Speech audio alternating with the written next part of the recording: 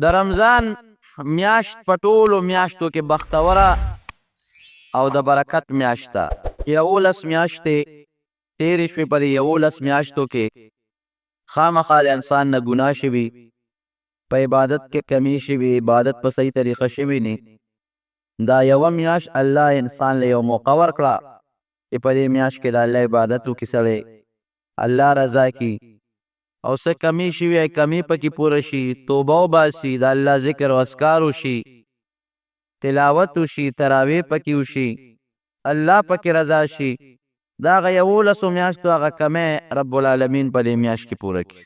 الله کله انسان دپاره د جمعې شپه، د عرفې ورځ، د عرفې شپه، د لیلة القدر شپه، دا ټولې الله تعالی د انسان د بخنې او د انسان د ثوابونو دپاره موقع پیدا کوي چې که انسان الله ته رجوع کړي نو رب العالمین په دې ورځو کې د نورو په نسبت باندې په دوچندو ثواب ورکوي.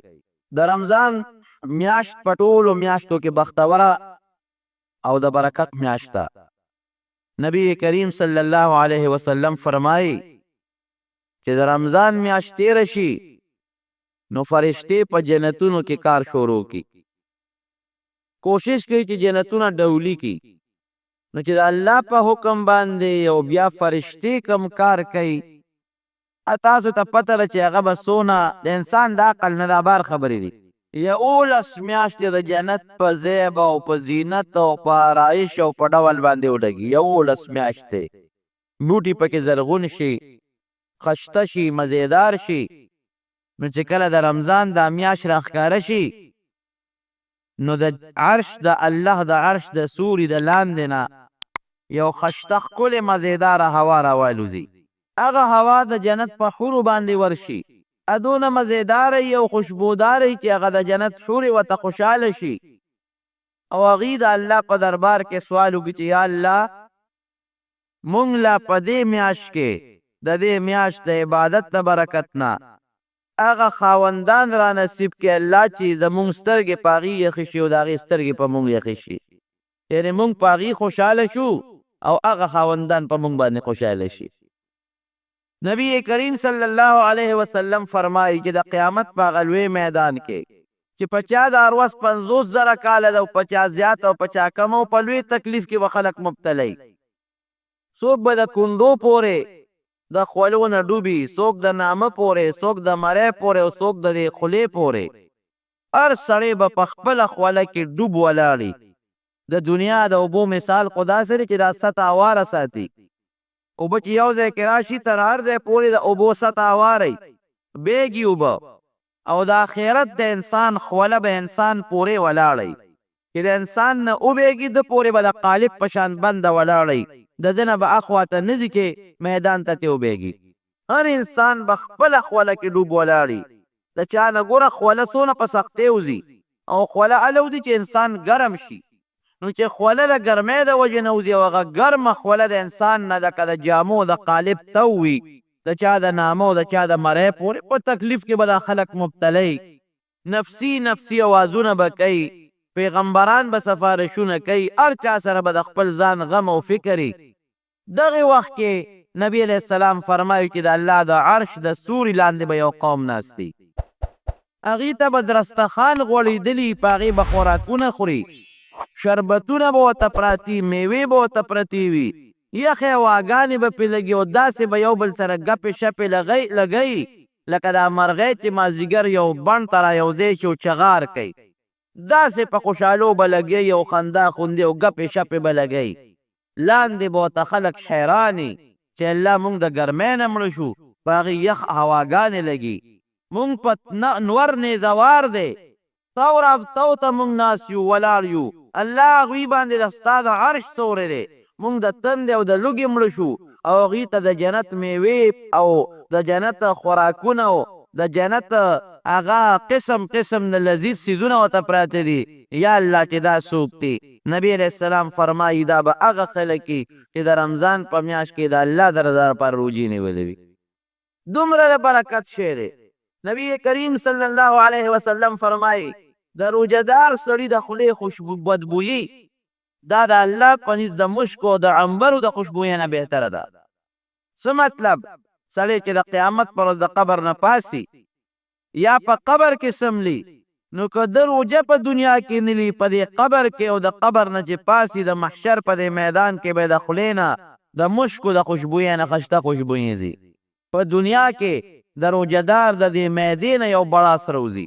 دا بدبویي د هغه معدې د ناروالي د وجې نه ده. که ته مسواک هم ومږې، مسواک سره خو صرف د غاښونو هغه بدبویي ختمه شي، خو د زړه د دې معدې نه یو بړاس روځي د روجهدار معده ناری. دغه بړاس یو مخصوص بدبویي لري. دا په دنیا کې هم په انسان د مشکو په الله د مشکو د خوشبویۍ نه مزیدار او خشته لګي. نبی کریم صلی الله علیه وسلم فرمایي الصیام جنتون، روجی چې دی دا ډال دی. ډال لکه ډال پخوا به د اوسپنې نه یو طبقې شان جوړ کړی و، کړی به پکې و، هغه به یې ځان ته نیولی و، او چا به د څرمنې نه یو ګاډینۍ غوندې جوړه کړې وه د طبقې برابر، او په هغې کې به یې لاس کې اچولی و. دشمن سره خو به د تورو او د نیزې او د غشو جنګ و، نو هغه ډال به یې د ځان مخې ته نیولی و چې زه بچ شمه. اوس هم دی بعضې پولیس والا سره یو داسې اوږد د اوسپنې یو پښې وي، هغه د جنګ په وخت کې نیولي لاس کې څوک پکاڼي غزار کوي، نو په هغې ځان بچ کوي، دې ته ډال وایي. نبی علیه السلام فرمایي روجې ډال دی.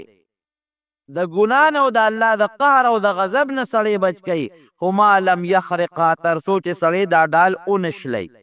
ډال چې وشلیږي نو بیا تا نشي بچ کولی. که دا روجه دې وشلوله نو بیا تا د الله د قهر او د غضب نه نشي بچ کولی. صحابه تپوس کوي د الله رسوله په څه دا روجه شلیږي؟ وایي په دروغ او په غیبت باندې. سړی چې دروغ وایي روجه وشلوله، سړی چې غیبت کوي روجه وشلوله. او نبی کریم صلی الله علیه وسلم بل حدیث کې فرمایي الکذب والغیبت یفطران الصوم، دروغ او غیبت روجه ماتوي. صحابه تپوس کوي د الله رسوله روجه ختمه شوه؟ وایي نه داسې نه وایم چې روجه بالکل ماته شوه او ختمه شوه، خو د روجې چې کم برکت او ثواب و هغه په اوبو لو شو. د روجې یو فایده خو دا ده چې ستا په ذمه د الله یو قرض دی، غاړه به دې خلاصه شي. دویم د روجې خپل ثواب او خپل برکت دی. نو که ته دروغ وایې یا غیبت کې، نو ټیک د ذمه به دې خلاصوي، غاړه به دې خلاصوي، قرض دې خلاص شو، خو چې د روجې کم خپل فضیلت دی او خپل برکت دی، هغه دې دوړه که برباد دی که. نبی کریم صلی الله علیه وسلم فرمایي چې هر یو انسان روجه کې یو پېشمني دی او یو روجه ماتې دی. چې څوک پېشمني کوي السحور فیه برکتون، نبی علیہ السلام فرمایي پېشمني کې برکت دی، وجود مضبوط شي، عبادت ته به تکړه شي. بعضې سړي وي ناولې پاسي، ناولې پېژنئ څنګه چې د کټ کې پاسي، خوله کې اوبه واچوي او چیوس کې اوبه وده شي، دې ته ناولې وایي. ناولې د مونځ مرتبه د روجې نه زیاته ده ګورې په فرضیت کې. په روجه هم فرض ده او مونځ هم فرض ده، مونځ مرتبه پې زیاته ده. نو مونځ د سملاس دی هغه دې ونه کوه روجه نیسې، او پېشمنۍ دې هم پرېښه. دا بدقسمته انسان دی، ډېر زیات بدقسمته انسان. نبی علیہ السلام صحابو ته فرمایل به هلمو الی الغداء المبارک، اے صحابه راشه دې برکتي خوراک له راشه. پېشمنۍ به یې ورته یادو. نو پېشمني خوراک سنت دی، د نبی علیہ السلام طریقه ده. پاسېدل ورله پکار دي، او بهتر طریقه دا د زما روڼ چې سړی پاسي او دې اودس وکړي، اودس نه پس پېشمني وکړي، او بیا ډېره ښکلې موقره تهجد بنده وکړي. 8 رکاته کم از کم، 2 رکاته هم کولی شي، 4 هم کولی شي، 6 هم کولی شي. 8 رکاته تهجد وکړه، دې نه زیات که څوک کوي هم کولی شي. ښه مزېدار تهجد وکړه، دغه وخت کې د الله ذکر او اذکار وکړه، او د الله په حضور کې د خپلو ګناهونو معافي وغواړه.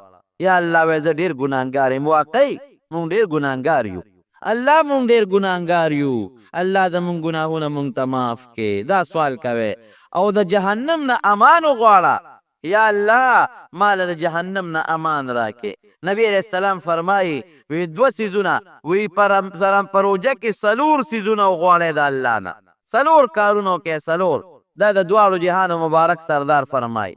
وی دا 4 کې 2 چې دي، یو د الله ذکر وکړئ، ذکر باندې الله ډېر خوشحالېږي. او دویم د الله نه بخښنه غواړئ، استغفار، استغفر الله الذي لا اله الا هو الحي القيوم واتوب الیه. د ذکر ډېر بې فضیلت دی. حضرت موسی علیه السلام یو ځل د الله نه تپوس وکړه، وی یا الله ما ته داسې شی وښایه چې زه پې تا ته ډېر زیات در نږدې شم. وی الله یادوه، ذکر کوه لا اله الا الله، د عبادت لایق ما سوا د الله نه بل څوک نشته، ذکر کوه. وی الله وی دا خو ټول خلق کوي، ما ته داسې شی وښایه چې بل څوک یې نه کوي او صرف زه یې کومه. وی ای موسی که دا ټوله دنیا دا ځمکه وواړه اسمانونه دا د تلې په یو چابړي کې واچئ او دا ذکر په بل چابړي کې واچئ، د ما دا ذکر پې درنیږي.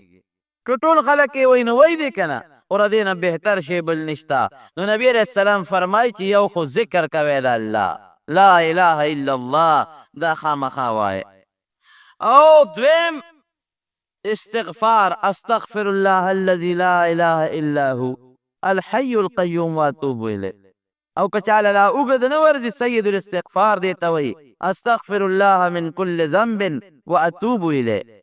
او که دام نه درځي صرف استغفر الله وایه، استغفر الله استغفر الله استغفر الله، یا الله د هرې ګناه نه ستا په ذات بخښنه غواړم، ته مې د ګناه نه پاک کړې الله. حضرت حسن بصري له یو سړی راغی، وی ډېر زیات ګناهګار یم، وی استغفار وایه. بل سړی راغی، وی ډېر غریب یم، څه دم راته وښایه، وی استغفار وایه. بل یو سړی راغی، وی صاحب نارینه اولاد مې نشته، وی استغفار ډېر زیات وایه. بل یو سړی راغی، وی خلک مې عزت نه کوي، وی استغفار وایه. بل یو سړی راغی، وی صاحب قرضدار یم، وی استغفار وایه. یو شاګرد ورته وی بل څه دې زده دي که لا یو ټکي دې زده کړی؟ اوس ډاکټر له خو چې بیمار راشي نو چاله یو دارو ورکوي، بل بیمار راشي هغه له بل دارو ورکي، بل بیمار راشي هغه له بل دارو. نو تاله چې څوک راځي یو ټکي ورته ښیه استغفار وایه. حسن بصري رحمت الله علیه ورته وایي وی هغه شی ښیم چې الله مونږ ته قرآن کې ښولی دی، او قرآن کې الله په استغفار اوه وعدې کړي دي، اوه. فقلت استغفروا ربکم انه کان غفارا. وی که ګناه دې زیاتی او د الله نه بخښنه غوښتل غواړې استغفار وایه، الله به دې وبخي. دا یو. یرسل السماء علیکم مدرارا، په قحطي نو باران نه کېږي، استغفار وایه الله او باران وکړي. ویمددکم باموال وبنین، که مال دینی درې شو، زامن دینی څلور شو. ویجعل لکم جنات ویجعل لکم انهارا، باغونه دینی نهرونه دینی، دا الله نه استغفار وایه الله به یې درکړي. او ورپسې وی مالکم لا ترجون لله وقارا، که څوک د عزت نه کوي بې عزته ګرځې په دنیا کې، استغفار وایه رب العالمین به د عزت درکړي. نو د الله ګناهونه معاف کېدل، زامن شو، نهرونه شو، باغونه شو، عزت شو، بچی شو، او یو بل کم یو شو. دا اوه وعدې رب العالمین په قرآن حکیم کې په استغفار کړي دي چې دا اوه واړه به د رب العالمین درکړي، بخښنه غواړه استغفار. او دویم د استغفار فایده څه ده؟ مونږ چې په کم غم کې ګیر یو د هغې دپاره لوی دم دی، لوی دم. هر انسان په دې غم کې ګیر دی چې الله ستا په قهر او غضب کې را ګیر نشم. بعضې وخت کې په انسان کې بیماری راشي، دا د خدای قهر او غضبي. دشمنی راشي، د الله قهر او غضبي. مقدمې راشي، د الله قهر او غضبي. روانې راشي، د الله قهر او غضبي. نبی کریم صلی الله قرآن حکیم کې الله فرمایي، قرآن کې وی د الله د قهر او د غضب دپاره دوه دمه دي، دوه. وما کان الله يعذبهم وانت فیهم، یو د پیغمبر علیه السلام مبارک وجود، د الله رسوله تر څو چې ته په دې خپل امت کې موجود یې زه خپل قهر او غضب نه رالیږم، یو د نبی علیه السلام مبارک وجود. او دویم څه چې دی وما کان الله معذب څنګه دی وهم یستغفرون، تر څو چې دې استغفار وي زما قهر او غضب په نه. نو د نبی علیه السلام مبارک وجود تر څو چې په دنیا کې حیات، نو تر هغې پورې خو به د الله قهر او غضب نه راځي. او که د هغې نه پس یو سړی هېرېږي چې په ما د الله قهر راغی غضب، ډېر استغفار ډېر زیات وایي استغفر الله استغفر الله استغفر الله، د الله قهر او د الله غضب به پرې نه راځي. نو نبی کریم صلی الله علیه وسلم په روژه کې څو څیزونه وښول؟ دوه څیزونه، یو د الله ذکر او یو استغفار. یاد به وي که به یاد نه وي؟ د الله ذکر، دویم څه شي؟ استغفار. ډېر زیات یې وایي. او دوه څیزونه داسې وي چې د هغې نه خاصم خلاصې نشته، نو هم پکې کوی. نبي علیه السلام فرمایي هغه څه دي؟ یو د اور نه معافي غواړئ، یو جنت، د اور نه معافي او جنت. نو څلور څیزونه شو د مارونو، یو استغفار، یو د الله ذکر، یو د الله نه جنت غوښتل، یو د اور نه معافي غوښتل. بس یا الله د اور نه مې خلاص کې. په پښتو کې خیر دی وایا اللهم انی اسألک رضاک والجنه. نبی علیہ السلام به یا الله ستا رضا او جنت غواړم. واعوذ بک من سخطک والنار، او الله ستا د قهر او ستا د جهنم د اور نه پناه غواړم. نو خیر دی په پښتو کې وایا یا الله ستا رضا او جنت غواړم، یا الله ستا د قهر نه او ستا د اور نه پناه غواړم. دا سهار او ماښام وایه او ذکر او استغفار لري زور ورکوي. دویم د رمضان د روجې برکت څه دی رونو؟ روجه ماتې. او روجه ماتې چې بیا په خپله روجه ماتې بل لم روجه ماتې ورکا. نبی علیہ السلام فرمایي کوم انسان چې بل له روجه ماتې ورکړ د هغې سړي چې څومره اجر او ثواب کېږي دومره به الله دلم ورکړي چا چې روجه ماتې ورکړې د هغه به کمیږي نه.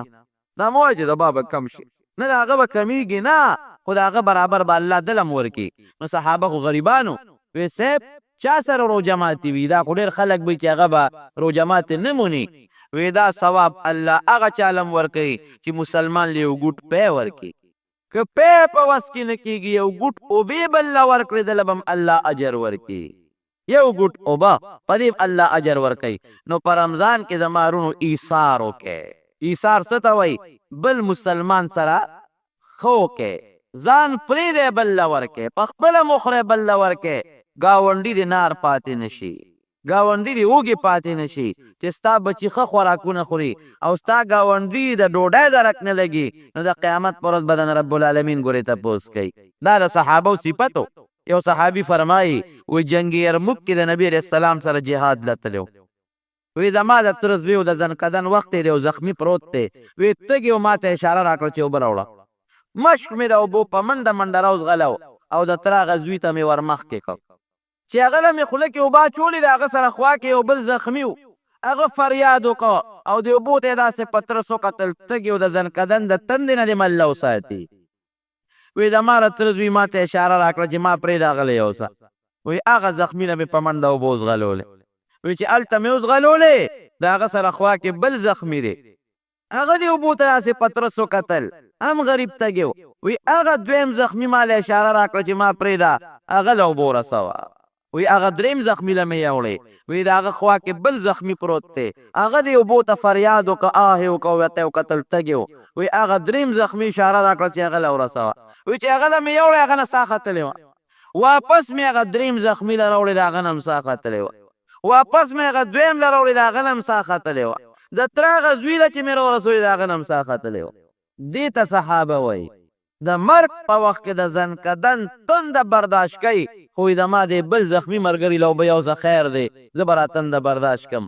او نن موږ څه کوو؟ زما رونو ډېر خلک زه خو قسم دې رښتیا درته وایم دا مالدار خلک که دا مالدار خلک خپل زکات او خپله صدقه او خپل خیرات په خپل ګاونډ او محله کې غریب له ورکړي په مخ د ځمکه به غریب پاتې نه شي، بغض او حسد به پاتې نه شي. یو بل سره خلک ولې بغض کوي؟ وایي دا مالدار دی او زه غریب یم، زما نشته او ده شته.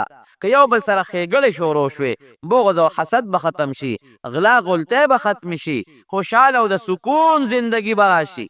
او بیا په رمضان کې حضرت عایشې صدیقې رضی الله عنها له چا پیسې رالیږلې وې، هغې فورا هغه وینځې ته وایي تقسیم کا شا به خیرات کوه. تقسیم یې کړې تقسیم یې کړې مازدیګر شو ټولې خلاصې کړې، یو روپۍ هم پرې نه ښوده. چې ماښام شو روژه وه د عایشې صدیقې. خادمې ته وایي وی روژه ماتې راوړه. وی څه راوړم؟ وی څه نشته وی نه. وی ګوره په زرګونو روپۍ دله رالې او ټوله دې خیرات کړې. نو یو روپۍ به دې پرېښې وه نو اوس به مې تا له هم روژه ماتې راوړې ما به هم ډوډۍ خوړلې وه که نو یو دې هم ترې پرې نه ښوده. نو عایشې صدیقې ورته وی چې اوس راته وی نو وختي به دې راته یاده کړې وه که وختي به دې راته یاده کړې وه یو روپۍ به هم ترې پرېښې وه. یعنې دومره سخاوت و په هغوی کې چې ځان ته هېر دی چې بېګاله به څه خورمه او چې څه والا رالل ټولې خیرات کړل. السخي قریب من الله، سخي الله ته نږدې دی، بعید من النار د اور نه لرې دی سخي. او البخیل بخیل څه شی دی؟ بعید من الله د الله نه لرې دی، قریب من النار اور ته نږدې دی. نو سخاوت ښه شی دی او بیا په روژه کې چې ګورې سخاوت پرې نه دی.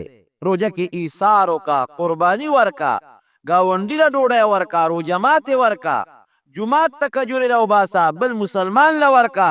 دا د دواړو جهانو د مبارک سردار وینا ده. بل غیبت مه کوه، غیبت دې نه به ځان ساتې په روژه کې. او دروغ به بالکل نه وی.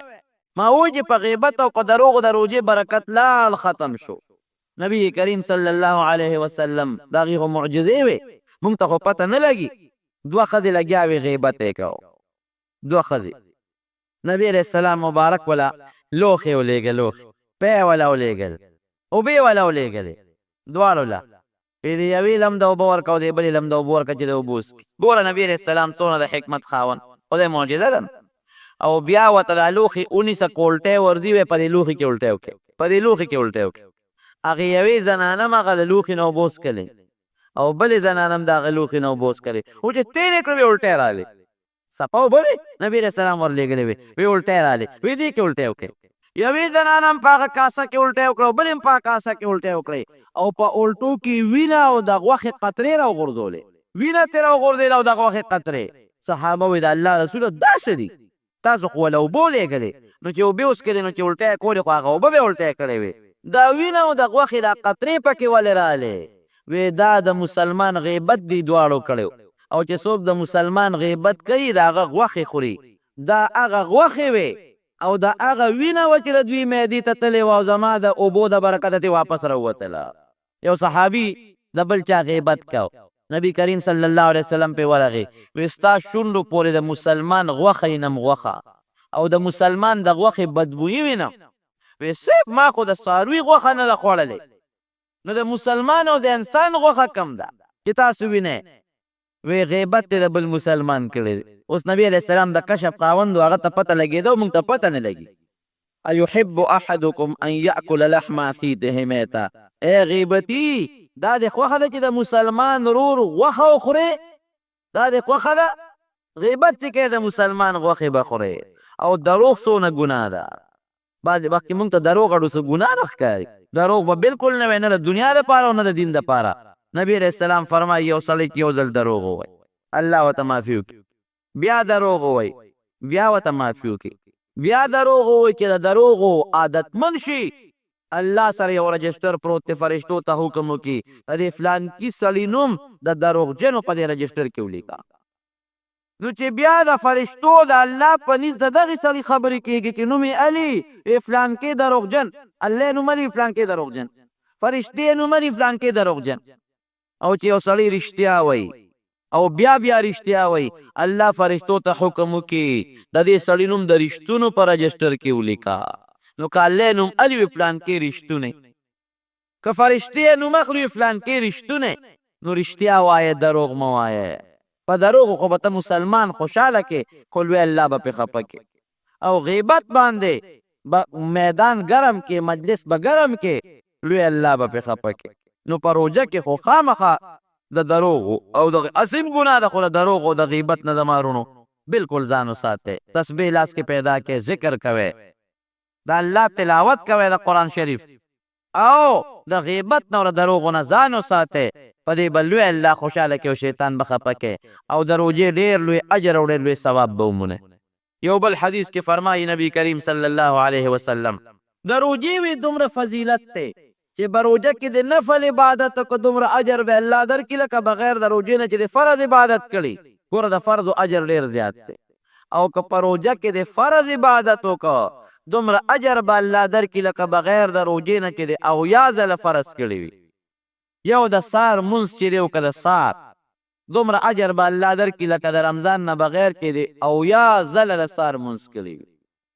په روژه کې د 15 مونځونه وکړل دروازې، دومره اجر به الله درکړي لکه بې د روژې نه چې د 3,500 مونځونه کړي.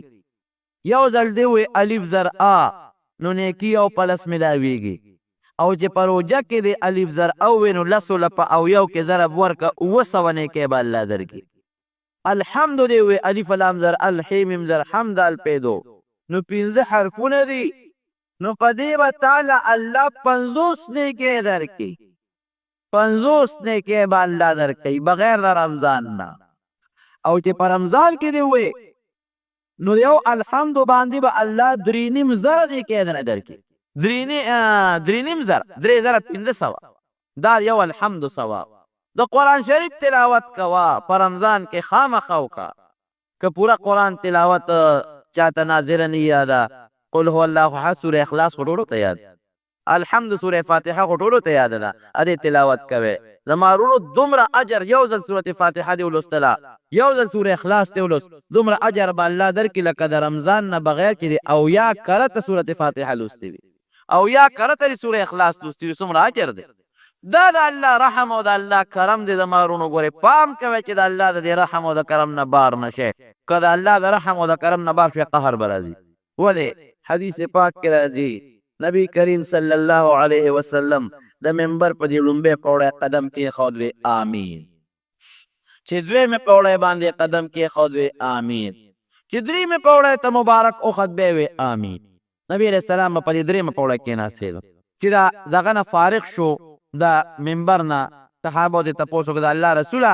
دا درې ځله آمین دې ولې ووایي آمین خو خلک اله وایي چې بل دعا وکړي پې آمین وایي یا په خپله دعا وکړي بیا وایي آمین نو مونږ خو ستاسو دعا نه ده لیدلې نه ده اورېدلې نه بل چا دعا کړې ده نو صرف دا آمین هم ولې ووایي نبی کریم صلی الله علیه وسلم وفرمایل وایي چې په لومبۍ کوړی مې قدم کېښود نو حضرت جبریل علیه السلام راغی وایي چې د کم انسان مور او پلار دواړه جم دي وي یا یو جم دی وي دی د دې مور او پلار داسې خدمت ونه کړي چې ځان په جنت ته ورسوي نو الله دې تباه کړي وی ای خلکو قد اذلکم شهر عظیم په تاسو یو ډېره لویه میاشت راله او دا میاشت شهر مبارک د برکت میاشته د ډېر لوی خیر فیه لیلة خیر من الف شهر دې کې یو شپه ده چې هغه د زبو میاشتو د عبادت نه بهتره ده او د هغې بیان به انشاءالله یو جمعه کې رمضان کې درته وکړو بیا پکې ده چې فرض الله صیامه د دې روژې الله فرض کړي دي وجعل قیام لیله تطوعا او د شپې عبادت زیاتی مقرر کړی دی نفل او بیا ده چې فمن تطوع فیه بخصلة کان کمن ادى 70 فریضه چې چا دې کې نفل وکړل نو ثواب یې دا یو فرض دی